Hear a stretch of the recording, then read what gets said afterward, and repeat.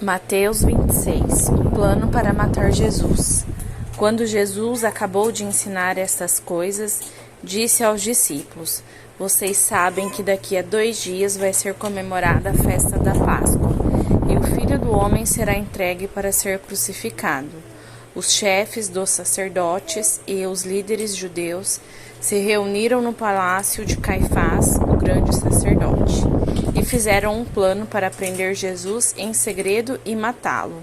Eles diziam: Não vamos fazer isso durante a festa, para não haver nenhuma revolta no meio do povo. Jesus estava no povoado de Betânia, sentado à mesa na casa de Simão, o leproso. Então uma mulher chegou perto de Jesus com um frasco feito de alabastro, cheio de um perfume muito caro, e derrubou o perfume na cabeça dele. Ao verem aquilo, os discípulos ficaram zangados e disseram: Que desperdício! Este perfume poderia ter sido vendido por uma fortuna e o dinheiro dado aos pobres. Mas Jesus, sabendo o que eles diziam, disse: Por que vocês estão aborrecendo esta mulher? Ela fez isso para mim, uma coisa muito boa, pois os pobres estarão sempre com vocês, mas eu não. O que ela fez foi perfumar o meu corpo para o meu sepultamento. Eu afirmo a vocês que isso é verdade. Em qualquer lugar do mundo onde o evangelho for anunciado, será contado o que ela fez e ela será lembrada. Então, um dos 12 discípulos, chamado Judas Iscariotes, foi falar com os chefes dos sacerdotes. Ele disse: Quanto vocês me pagam para lhes entregar Jesus? E eles lhe pagaram 30 moedas de prata. E daí em diante, Judas ficou procurando uma oportunidade para entregar Jesus.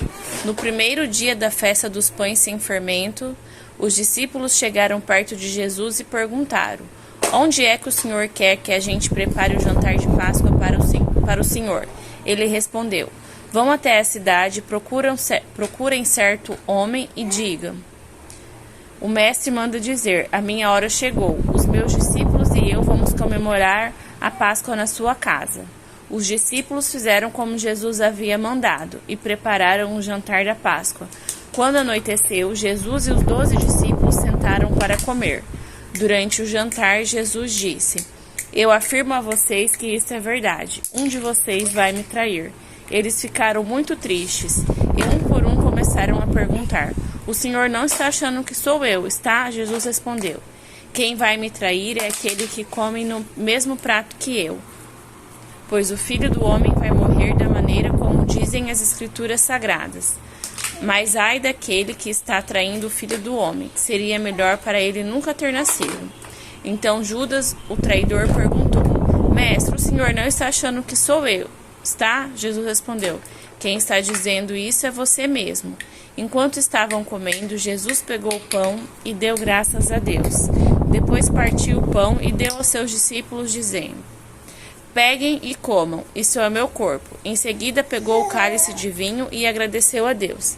Depois passou o cálice aos discípulos, dizendo: Bebam todos vocês, porque isto é meu sangue, que é derramado em favor de muitos para o perdão dos pecados. O sangue que garante a aliança feita por Deus com o seu povo. Eu afirmo a vocês que nunca mais bebereis deste vinho até o dia em que beber com vocês um vinho novo no reino do meu Pai. Eles cantaram canções de louvor e foram para o Monte das Oliveiras. E Jesus disse aos discípulos: Esta noite todos vocês vão fugir e me abandonar, pois as Escrituras Sagradas dizem: Matarei o pastor e as ovelhas serão espalhadas. Mas depois que eu ressuscitar, irei adiante de vocês para a Galiléia. Então Pedro disse a Jesus: Eu nunca abandonarei o Senhor, mesmo que todos abandonem. Mas Jesus lhe disse: Eu afirmo a você que isso é verdade. Nesta mesma noite, antes que o galo cante, você dirá 3 vezes que não me conhece. Pedro respondeu: Eu nunca vou dizer que não o conheço, mesmo que eu tenha que morrer com o Senhor. E todos os outros discípulos disseram a mesma coisa. Jesus no jardim de Getsemane. Jesus foi com os discípulos para um lugar chamado Getsemane e lhes disse: Sentem-se aqui enquanto eu vou ali orar. Então Então Jesus foi levando consigo Pedro e os 2 filhos de Zebedeu. Aí ele começou a sentir uma grande tristeza e aflição e disse: a tristeza que estou sentindo é tão grande que é capaz de me matar. Fiquem aqui vigiando comigo. Ele foi um pouco mais adiante e ajoelhou-se e encostou o rosto no chão e orou: meu pai, se é possível, afasta de mim este cálice de sofrimento. Porém que não seja feito o que eu quero, mas o que tu queres. Depois voltou e encontrou os 3 discípulos dormindo. Então disse a Pedro: será que vocês não podem vigiar comigo nem uma hora? Vigiem e orem, para que não sejam tentados. É fácil querer resistir à tentação, o difícil mesmo é conseguir. Pela 2ª vez, Jesus foi e orou, dizendo: meu pai, se este cálice de sofrimento não pode ser afastado de mim, sem que eu beba, então que seja feita a tua vontade. Ele voltou de novo e encontrou os discípulos dormindo. Eles estavam com sono e não conseguiram ficar com os olhos abertos. Jesus tornou a sair de perto deles e orou pela 3ª vez, dizendo as mesmas palavras. Então voltou até onde os discípulos estavam e perguntou: vocês ainda estão dormindo e descansando? Olhem, chegou a hora e o Filho do Homem está sendo entregue nas mãos dos maus. Levante-se e vamos embora. Vejam, aí vem chegando o homem que está me traindo. Jesus ainda estava falando quando chegou Judas, um dos 12 discípulos. Vinha com ele uma grande multidão armada com espadas e porretes, que tinham sido mandadas pelos chefes dos sacerdotes e pelos líderes judeus. O traidor tinha combinado com eles um sinal. Ele tinha dito: prendam um homem que eu beijar, pois é ele. Judas foi até perto de Jesus e disse: mestre, que a paz esteja com o Senhor, e o beijou. Jesus respondeu: amigo, o que você vai fazer, faça agora. Então eles chegaram, prenderam Jesus e o amarraram. Mas um dos que estavam ali com Jesus tirou a espada, atacou um empregado do grande sacerdote e cortou a orelha dele. Aí Jesus disse: guarde a sua espada, pois quem usa uma espada será morto por uma espada. Você não sabe que, se eu pedisse ajuda ao meu pai, ele me mandaria agora mesmo 12 exércitos de anjos? Mas nesse caso, como poderia se cumprir aquilo que as Escrituras Sagradas dizem que é preciso acontecer? Depois Jesus disse para aquela gente: vocês vêm com espadas e porretes para me prender, como se eu fosse um bandido. Eu estava todos os dias ensinando no pátio do templo, e vocês não me prenderam. Mas tudo isso está acontecendo para se cumprir o que os profetas escreveram nas Escrituras Sagradas. Então todos os discípulos abandonaram Jesus e fugiram. Os homens que prenderam Jesus o levaram até a casa do grande sacerdote Caifás, onde estavam reunidos alguns mestres da lei e alguns líderes judeus. Pedro seguiu Jesus de longe até o pátio da casa de grande sacerdote. Então entrou e sentou-se com os guardas para ver como aquilo ia terminar.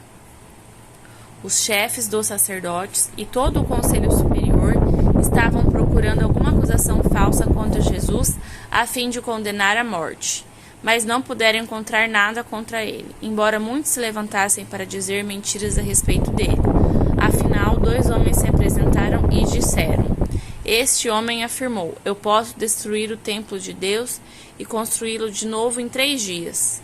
Aí o grande sacerdote se levantou e perguntou para Jesus: você não vai se defender desta acusação? Mas Jesus ficou calado. Então o grande sacerdote tornou a perguntar: em nome do Deus vivo, eu exijo que você diga para nós: você é o Messias, o Filho de Deus? Jesus respondeu: quem está dizendo isso é o Senhor, mas eu afirmo a vocês que de agora em diante vocês verão o Filho do Homem sentado do lado direito de Deus Todo-Poderoso e descendo nas nuvens do céu. Aí o grande sacerdote rasgou as suas próprias roupas e disse: ele blasfemou. Não precisamos mais de testemunha. Vocês ouviram agora mesmo esta blasfêmia contra Deus.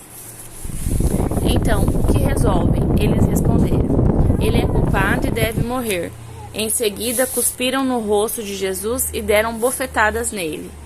E os que batiam nele diziam: Ei, Messias, adivinhe para nós quem foi que bateu em você. Pedro estava sentado lá fora no pátio, quando uma das empregadas chegou perto dele e disse: Você também estava com Jesus da Galileia? Mas ele negou diante de todos, dizendo: Eu não sei do que você está falando. Depois foi para a entrada do pátio. Outra empregada o viu e disse às pessoas que estavam ali: Ele estava com Jesus de Nazaré. Pedro negou outra vez, respondendo: Juro que não conheço esse homem. Pouco depois, os que estavam ali chegaram perto de Pedro e disseram: O seu modo de falar demonstra que de fato você também é um deles. Então Pedro disse: Juro que não conheço esse homem. Que Deus me castigue se eu não estou dizendo a verdade. Naquele instante o galo cantou e Pedro lembrou que Jesus lhe tinha dito: Antes que o galo cante, você dirá 3 vezes que não me conhece. Então Pedro saiu dali e chorou amargamente.